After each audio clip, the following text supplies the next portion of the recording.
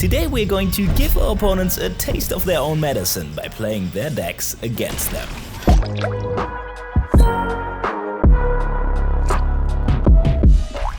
Well, hello there, random person on the internet, and in this video we are going to copy our opponent's deck list, steal their strategy, mimic their game plan, but not with any of those cards. This is just the ad read for cardkingdom.com, your place to go for anything Magic related. Check them out, a link is in the description. Now let's give our opponents a taste of their own medicine. Yep, that's about what a hand with this deck should look like. Cheap interaction, cards that steal cards, and interaction that steals cards. We'll go over specific spells when we play them, but first let's find out what deck we're going to play this game. Land.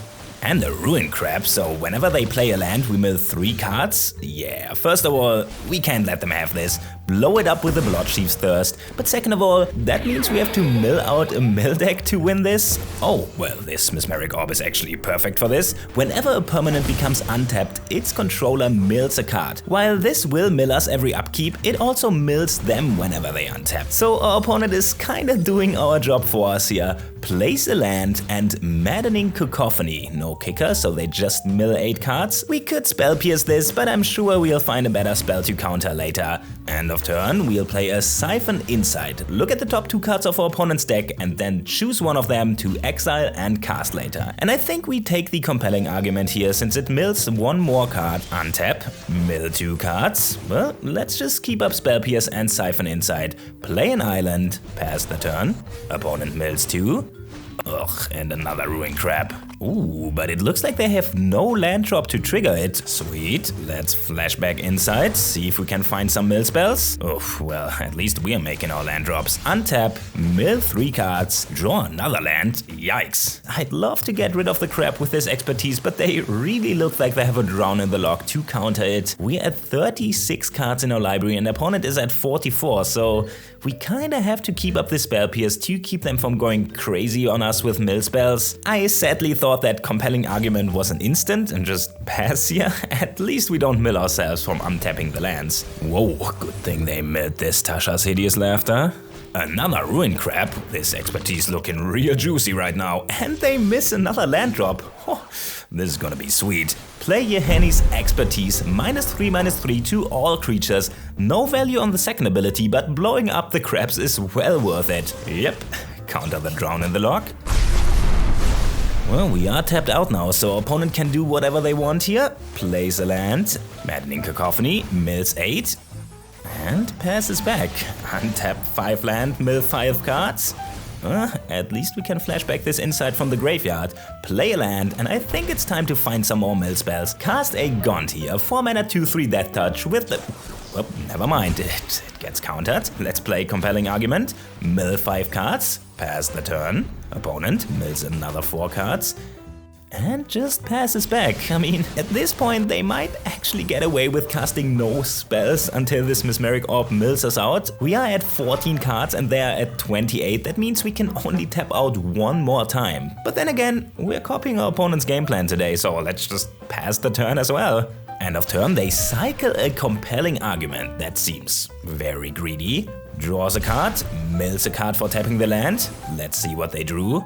Another Ruin Crab. Well, I guess we can just Fatal Push it. Oh god, Tasha's Hideous Laughter exiles cards from the top of our library until we exiled cards with total mana value 20 or more.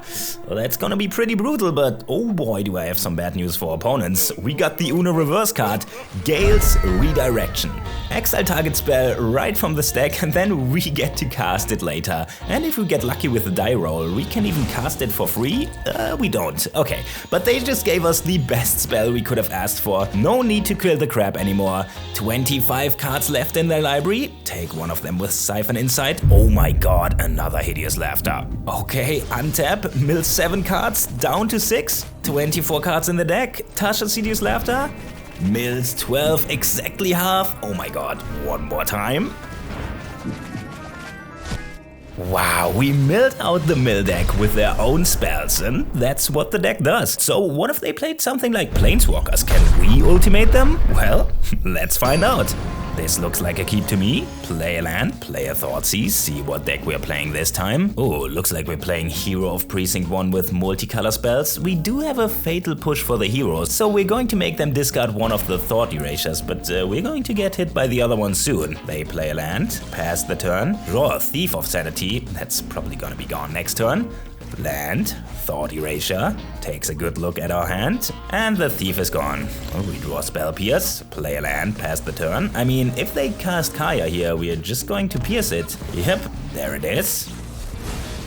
Drawing a land would be cool here. Oh, another Thief of Sanity. This time we can cast it. It's just a 2/2 flyer, but when it deals combat damage to an opponent, we look at the top 3 cards of their library, steal one, and put the rest in their graveyard. And people just usually scoop whenever this happens. Let's see if we get to untap with it. Oh, this is not looking good.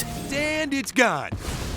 Well, at least they're tapped out. Ooh, would have loved to see a land here, not gonna lie. Can't really do anything here, but let's set a stop in their main phase to act like we have a counter or something. Elite Guard Mage, okay, let's wait a bit to bluff a counter. Enters the battlefield, gains 3 life and draws a card, plays a land. Man, we really need to rip a land off the top here. There we go. Now we could keep up Fatal Push for the hero and Archmage Charm to counter whatever they follow it up with, but if the follow-up is a counter, we are in deep trouble. Let's instead get some board presence with this Gaunty. When it enters the battlefield, we get to steal one of the top 4 cards of our opponent's library. Oh, now those are some goodies. Let's take everybody's favorite and pass the turn. Here comes the hero, so whenever they cast a multicolored spell, they create a 1/1 human token. Let's see what they follow it up with. Ooh, that's brutal. Creates a token and plays General Kudro. Other humans get +1/+1, and whenever a human enters the battlefield, they exile a card from our graveyard. Well, I really wouldn't mind drawing a board wipe soon. Take 3 in the air, down to 15. Siphon Insight, not the best draw here. Well, I guess it's time to Fatal Push the hero. Pass the turn, keep up Archmage Charm and the Siphon Insight. Another Hero of Precinct 1. I mean, the whole deck is built around that card, so we should probably counter it. Yep, swings for 3 and just passes back. Damn, still not drawing our 5th land, but Bloodchief's Thirst can destroy one of their creatures here. General Kudro is pretty good, but I actually think we need to get rid of this flyer to protect our Teferi if we draw a land next turn to cast it. The 3rd Hero of Precinct 1. Wow, we really need to find a board wipe soon. Oh, come on. Well, at least we can try to use Siphon Insight to steal one of their lands. Ooh, that Tyrant's Gone can deal with the hero though. Yeah, I just can't let them untap with it here. Destroy target creature with mana value 3 or less. Good thing the Death Touch on Gaunty makes it a bit of a roadblock for our opponent here. Oh, never mind. Exiles it with Vanishing Verse, swings for 5, down to 7, and there's our 5th land. But we do have to pay 2 life to have it enter the battlefield untapped, which means that if they have a counter for this Teferi, we die, but I'm not gonna cast an Insight in hopes of finding another answer in their top cards. So, Shock in the Watery Grave, cast a Teferi, Hero of Dominaria? Ooh, and it resolves. Feels bad to use it as a removal here, but -3, put target non-land permanent into its owner's library, 3rd from the top. General Kudro is gone, now they're left with only a 1/1, which is still enough to kill the Teferi, but at least we're alive. Cycles Raffine's Tower to draw a card. Wow, maybe they got a bit flooded here.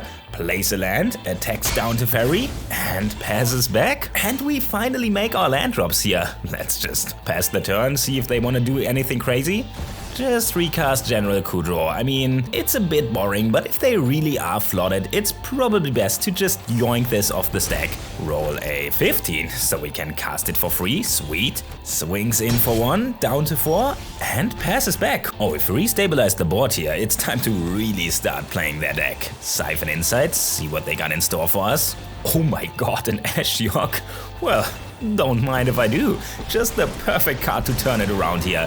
+1 to create a 2/3 nightmare that exiles 2 cards from our opponent's library when it attacks or blocks. General Kudro for free enters the battlefield, exile a hero from their graveyard. We are still at 4, but now we really stabilize the board. Oh wow, this Citadel is a good one. This allows them to play lands and spells from the top of their library by paying life instead of mana. With 21 life, this can get quite ridiculous. Land off the top, and the only answer our deck plays against this is Hostage Taker. Oh my god, and they just pass back. Wow, this is so lucky. Well, we got one turn to deal with this. We could minus this Ashiok to return the Citadel back to their hand and have them exile a card from their hand, but then they just exile a land and recast it next turn. I guess we could ask our opponent if they have a better answer in their deck. Oh, yep. Okay, that works. Plus the Ashiok, swing for 5, exile 2 cards, opponent just takes it. Here goes nothing. Cast a Hostage Taker. Enters the battlefield, exile a creature or artifact until Hostage Taker leaves the battlefield. But if we get to untap with it, we can cast the Citadel ourselves. Let's see if they have a removal spell for it. Elite Guard Mage, digging for that Void Rend.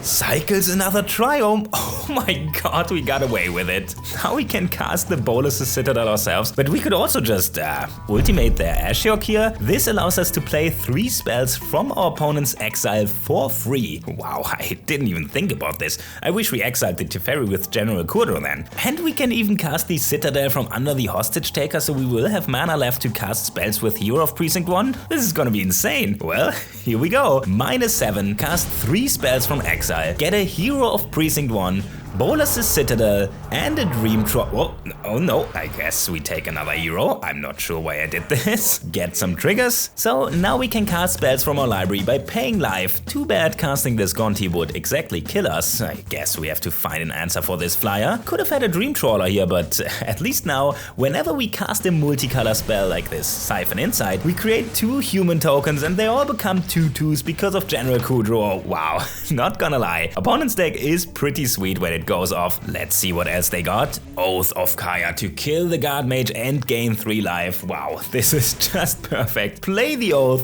create some tokens, and that is it. They almost had us in the beginning there, but then they got an extra large serving size of their own medicine. Well yeah, sometimes you will run into a go wide deck without drawing your board wipe and then get crushed because stealing their small creatures one at a time doesn't really do much against them. But sometimes you will run into somebody who plays big juicy spells to steal, like this Jin-Gitaxias.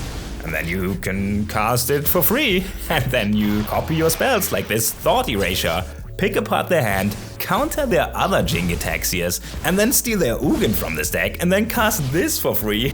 One game you're tapping Nykthos for 117 green mana. The next one you might end up with 7 shrines on the battlefield. Pro tip! When playing this deck, you might stumble upon decks that play Khan the Great Creator. Its ability allows us to get an artifact from our sideboard. So I made sure there's some goodies to get whenever we steal a card that grabs something from the board, like this Torrential Gearhide, which we can use to flashback our counterspells, or in this case, can be used when the opponent ultimates a Liliana, makes us sacrifice half our permanents, flash it in afterwards, and then just get away with it because our opponent couldn't find an answer in time. If you want to see more of my content, check out last episode where we play a deck that might accidentally lose us the game. Remember to tap that like button, subscribe for more, and I will see you in the next one.